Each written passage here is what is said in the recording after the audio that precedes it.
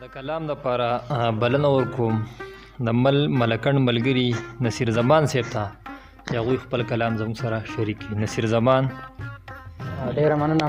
د سر سپېده سره یو دوه شعرونه چې زمونږ څوک د بې له تا نه مونږ چاته ښیو، زمونږ څوک د بې له تا نه مونږ چاته ښیو، وږي نهر د یو جانانه خو ستا خواته ښیو. زمونږ څوک د بې له تا نه مونږ چاته ښیو، وږي نهر د یو جانانه خو ستا خواته ښیو. او که په حاشۍ او عیاشۍ ته ترقي وایي څوک، که په حاشۍ او عیاشۍ ته ترقي وایي څوک، هغوی د مخکې شي زمانه مونږ شاته ښیو. ډېر ښه شعر یاره، بیا ووایه بیا ووایه یاره بیا ووایه.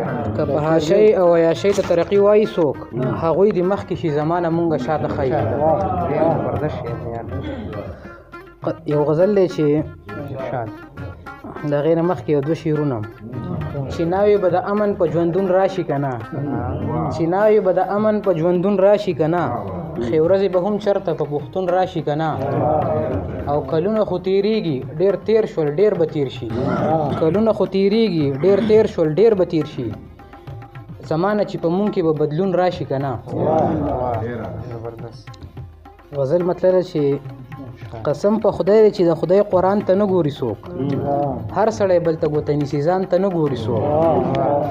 او په دې دنیا کې بې حسي دومره غالبه شوله، په دې دنیا کې بې حسي دومره غالبه شوله چې د انسان په سترګو هم انسان ته نه ګوري څوک.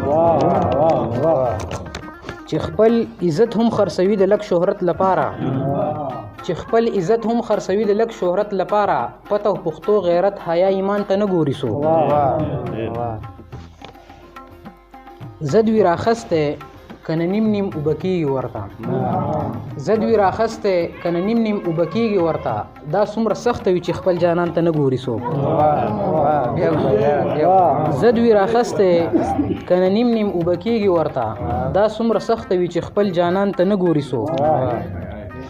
او ځان به ټوټې ټوټې کړم زه ستا د رضا په خاطر، ځان به ټوټې ټوټې کړم زه ستا د رضا په خاطر، چې محبت کوي نو بیا تاوان ته نه ګوري څوک.